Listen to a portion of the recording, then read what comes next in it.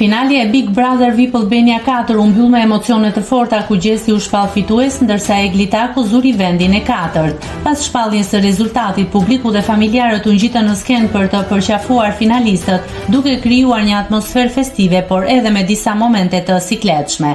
Në qendër të vëmendjes ishte sjellja e familjes së Gjesit ndaj Eglit, ndërsa ajo i përqafoi përzemërsisht, mamaja e tij shmangur çdo kontakt dhe motra i dha vetëm dorën, pavarësisht përpjekjes së Eglit për të ngrohur momentin. Në kontrast të plot, familja e Eglit u tregua e gëzuar për fitoren e Gjesit, madje së fundmi ka qarkulluar një video ku ata shihen duke e festuar kur përmendet emri i finalistit, duke treguar një qëndrim pozitiv dhe të hapur.